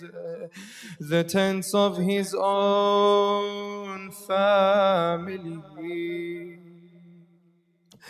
Perhaps he turns towards them, or maybe he cannot bring himself to look for too long, because inside the children are lying close to their mothers, not knowing how soon those little hands may have to let go. And the same truth applies to them. If they remain, then tomorrow they will also be killed. But how does he open that conversation with his own family? How does he allow that thought to become words? It's one thing to say to the companions, if you remain with me tomorrow, you may fall before my eyes. But how does he look towards the tents of his family and say the same? If he speaks the words, then he is not only telling them the future, he is forcing his own heart to accept. He is accepting that tomorrow the mothers will farewell their sons. He is accepting that he will have to carry their bodies with his own hands. Maybe this is why that part of the night remained silent.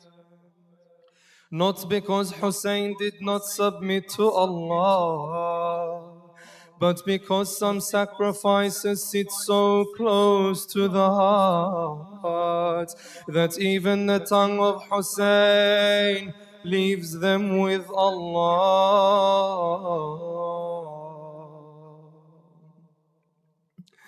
And when the day of Ashura came, the companions went one by one. They walked towards the battlefield and did not return. The young men of Bani Hashim were still waiting in the tent, waiting for the right moment to approach their Imam. And the first to come forward was his own son. He came and stood before his father.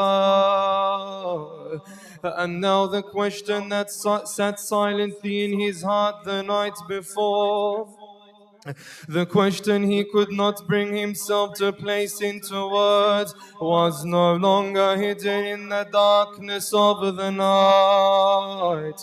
It was standing in front of him. Ali al-Akbar looked at Abu Abdullah and said,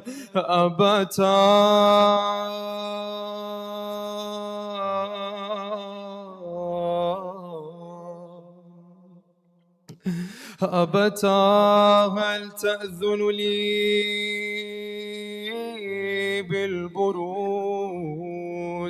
My father, do you give me permission to go? How does Hussein look at Ali al-Akbar and answer? How does a father give his son to the battlefield when every part of his heart wants to keep him close? And perhaps in that moment the words of Abu Abdullah turned towards Allah. Ya Allah,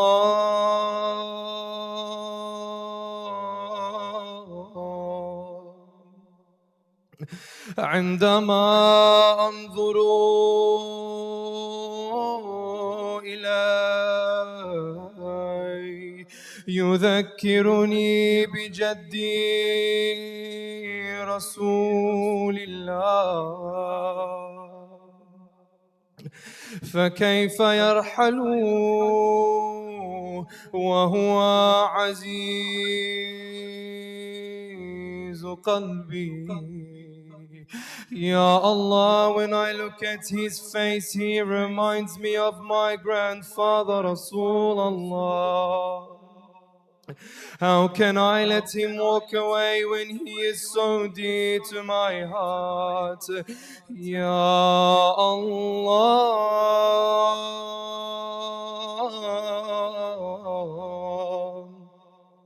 ما أشد وجع قلبي يا مولاي. أعلم أن ولدي سيدخل الميدان ولن يرجع إلى حضني. Ya Allah, how heavy is the pain in my heart. I know that my son will enter the battlefield and not return to my arms. Ya Allah,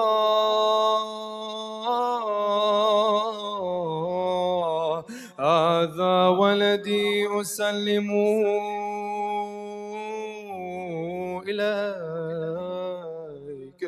قلبي ينكسر علي يا مولاي، ولكنه كان لك قبل أن يكون لي.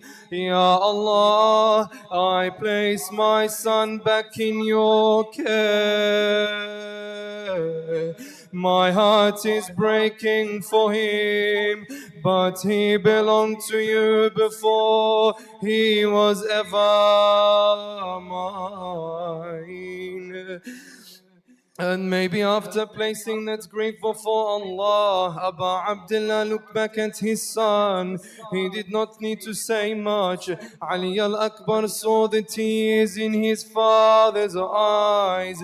He saw the heaviness in the face of Hussein. He saw that his father had given him permission in his own way. No more words were needed. Ali al-Akbar turned away from the tent. Behind him was the gaze of his father, a father watching his son take the steps that would carry him away. And in front of him stood the enemy. As he advanced, his voice rose in Karbala, أنا علي بن الحسين بن علي، نحن وبيت الله أولى بالنبي. تالله لا يحكم فينا ابن الدعي. I am Ali, the son of Hussein, the grandson of Ali. We are the family closest to the Prophet. By Allah, the enemies of Allah will never rule over us. He fought with the courage of his grandfather Ali, carrying the name of Hussein and the honor of Rasulullah. But the thirst of Karbala was heavy. The armor weighed on his body. The heat pressed against him. So Ali al-Akbar returned to his father. He came back not defeated, but exhausted by thirst. He stood before Abu Abdullah and said, أبتا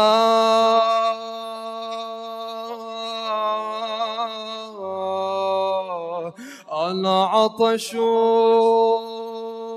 قد قتلني وثقل الحديد قد أجهدني، فهل إلى شربة من الماء السبيل. My father, the thirst is killing me, and the weight of the iron has exhausted me. Is there any way to have a sip of water? When Abu Abdullah heard this, he wept, because what does a father do when his son asks for water? He searches, he runs, he gives him water when he can. But Hussein had no water to give. So he said, Ya Bunayya, من أين آتيك بالماء. My dear son, where can I bring water from? Then the Imam said, قاتل قليلا يا بني فما أسرع ما تلقى جدك محمد فيسقيك بكأسه الأوفى شربة لا تظمأ بعدها أبدا. Go back and fight a little longer, my son. Soon you will meet your grandfather Muhammad, and he will give you a drink from his full cup, a drink which you will never be thirsty from again. Ali al-Akbar returned to the battlefield. He fought again with the courage of Bani Hashim, but the enemies had seen his fatigue. Among them was a man who watched Ali al-Akbar from a distance. He began to move closer. Ali al-Akbar did all that he could, even with the thirst burning inside. But the enemy had been waiting for this moment. He raised his lance, he aimed it towards the son of Hussein and struck him on his body. The strike was too strong for him to handle, and his strength began to leave. His voice rose towards the camp of Aba Abdillah. Abata, Abata, alayka minni as-salam.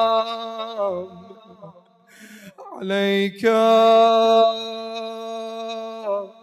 مني السلام. My father,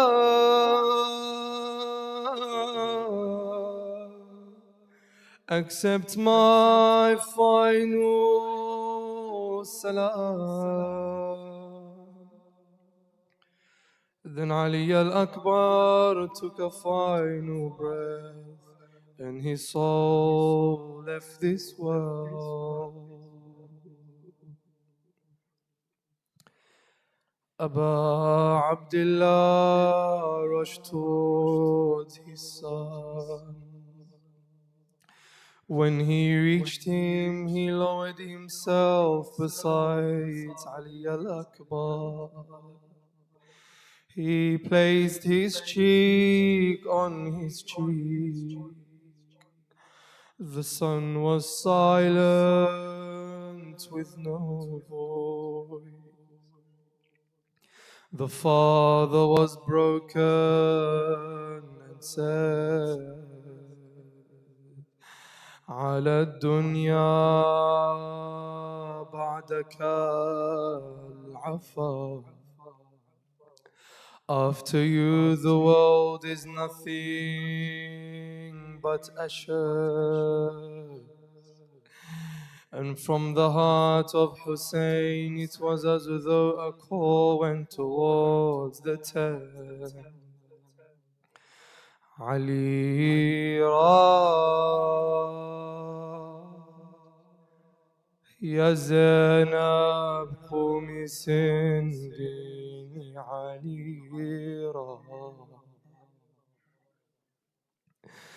عليرا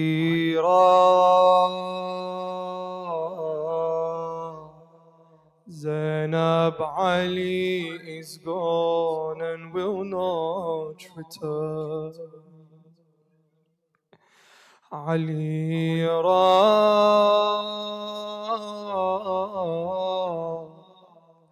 my son has fallen on the sands of Karbala. Ali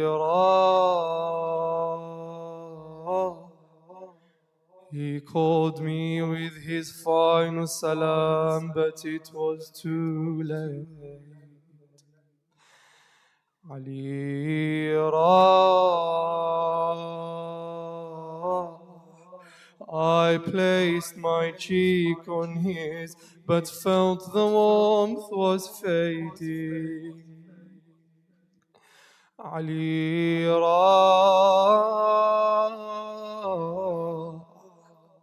How do I tell his sister Sukaina what's happened to him? Ali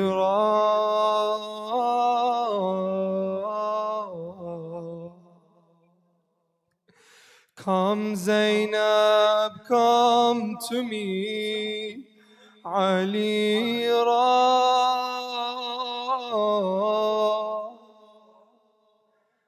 Come to me to carry the heart of your brother Hussein. وعليا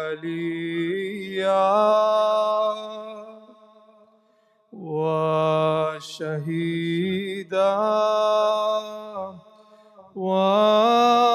ومظلوما together وعليا وشهيدا وعليا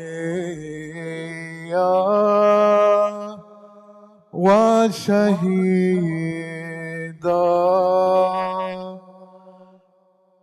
وعليا وشهيدا. Brothers, come forward and make a circle. وعليا وشهيدا وعليا وشهيدا. اللهم عجل لوليك الفرج. اللهم عجل لوليك الفرج. اللهم عجل لوليك الفرج. اللهم عجل لوليك الفرج. اللهم عجل لولي. Brothers, come forward. اللهم عجل لوليك الفرج. اللهم عجل لوليك الفرج. اللهم عجل لوليك الفرج. أدركنا نحن يا إمامنا، أدركنا يا سامعا كلامنا، أدركنا قد أحرقوا خيامنا، أدركنا فر العيال في الكرة العجال، فر العيال في القرى العجال، رذيعنا على الثرى العجال، أيا مخلص الورى العجال، أيا مخلص الورى العجال، العجال العجال. اللهم عجل لوليك الفرج. اللهم عجل لوليك الفرج. اللهم عجل لوليك الفرج. أدركنا بحينا المحاصر، أدركنا بغربة السواتر، أدركنا بحقها من ناصر، أدركنا بقلة عديدنا العجال، بقلة عديدنا العجال، بمذبح وريدنا العجال، بحرمة شهيدنا العجال، بحرمة شهيدنا العجال، العجال العجال. اللهم عجل لوليك الفرج، اللهم عجل لوليك الفرج، اللهم عجل لك الفرج. يا حسين يا شهيد يا حسين، يا حسين يا شهيد يا حسين، يا حسين يا شهيد يا حسين، يا حسين يا شهيد يا حسين. نحن كما قال الكفيل ورمى المعين، والله لو قطعتم اليسر واليمين، إني يحامي أبدا يا شيعتي عن ديني، وعن إمام صادق بالحق واليقين، صادقين بالفداء صادقين. يا حسين يا شهيد يا حسين، يا حسين يا شهيد يا حسين، يا حسين يا شهيد يا حسين. أن كان دين أحمد يستقيم بقتلي، أفيدي نحري ودمي كما فديت طفلي، إني شهيد كربلاء ومن صابوهم أهلي، لا تقطعوا لظالم وقاتلوا لأجلي، سائرين بالفداء سائرين. يا حسين يا شهيد يا حسين، يا حسين يا شهيد يا حسين، يا حسين يا شهيد حسين.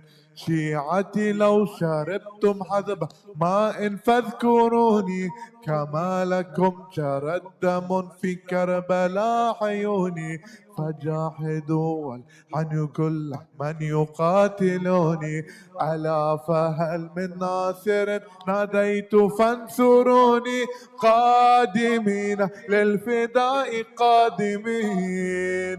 يا حسين يا شهيد يا حسين، يا حسين يا شهيد يا حسين، يا حسين يا شهيد حسين. أنا علي ابن الحسين ابن علي، أنا علي ابن الحسين ابن علي أتقضى، أنا علي ابن الحسين ابن علي.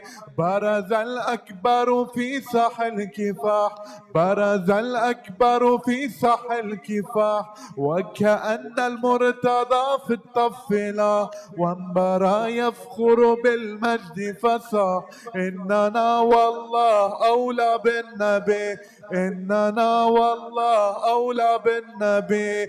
برز الأكبر في ساح الكفاح، برز الأكبر في ساح الكفاح، وكأن المرتضى في الطفلة، وانبرى يفخر بالمجد فصاح.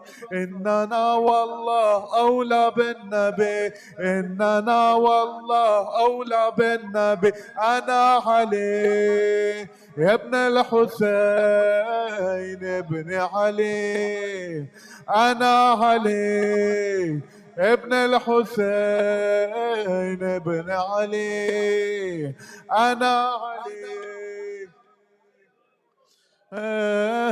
ابن علي. لبس القلب على الدرح وما يضرب الجيش ذبر في القتال، عن حسين السبت يحمي والعيال، عيده والله درب الأصلياء. أنا علي ابن الحسين ابن علي، أنا علي ابن الحسين الحسين بن علي أشبه الخلق بخير المرسلين عزمه عزم أمير المؤمنين روحه بالحق صيغت واليقين هاشميا أحمديا علوي هاشميا أحمديا علوي أشبه الخلق بخير المرسلين عزمه عزم أمير المؤمنين روحه بالحق صيغت واليقين هاشميا أحمديا علوي هاشميا أحمديا علوي أنا علي ابن الحسين ابن علي أنا علي ابن الحسين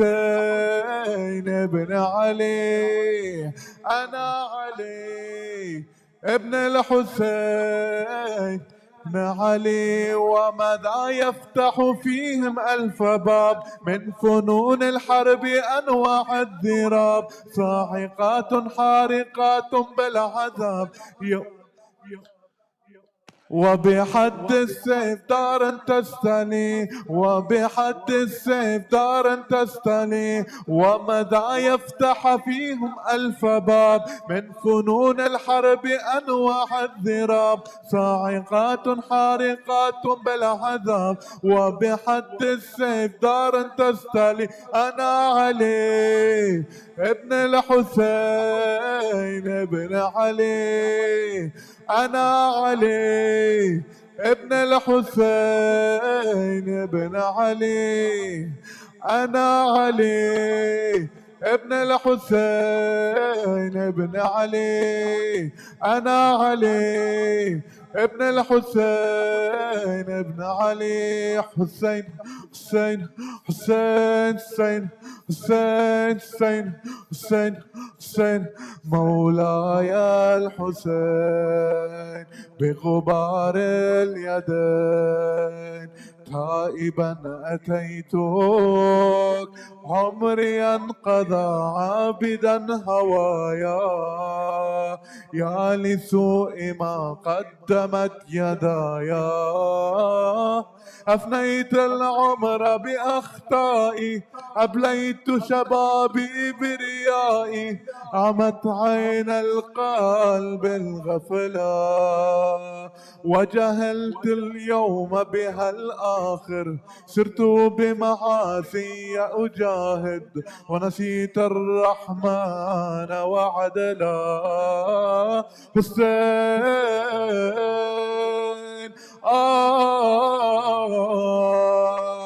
حسين حسين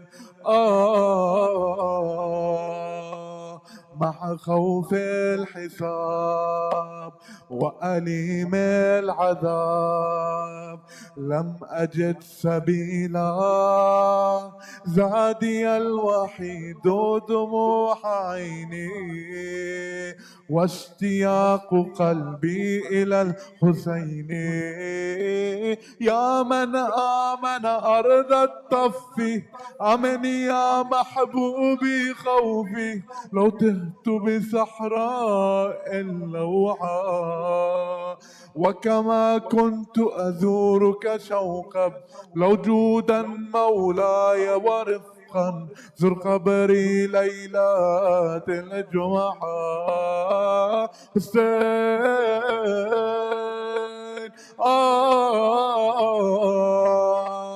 حسين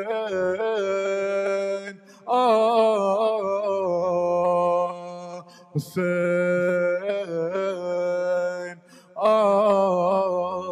لا إله إلا الله لا إله إلا الله محمد رسول الله لا إله إلا الله لا إله إلا الله محمد رسول الله عليا ولي الله عليا ولي الله، عليا ولي الله. نادى علي يا مظهر العجائب، نادى علي يا مظهر العجائب، تجده حونا لك في النوائب.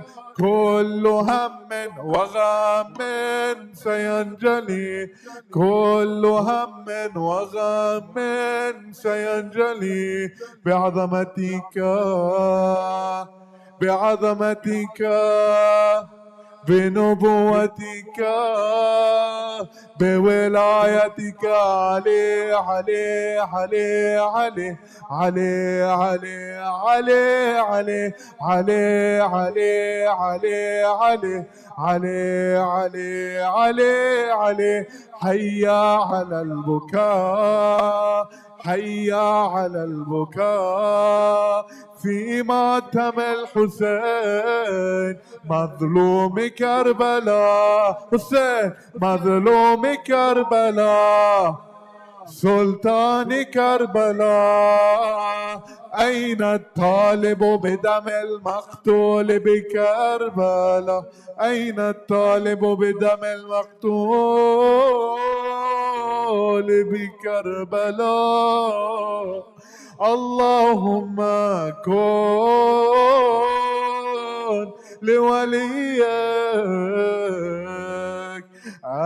الحجة ابن الحسن صلواتك عليه وعلى آبائه في هذه الساعة وفي كل ساعة، وليا وحافظا وقائدا وناصرا وذليلا وعينا، حتى تسكنه أرضك طوعا وتمتعه فيها طويلا برحمتك يا أرحم الراحمين.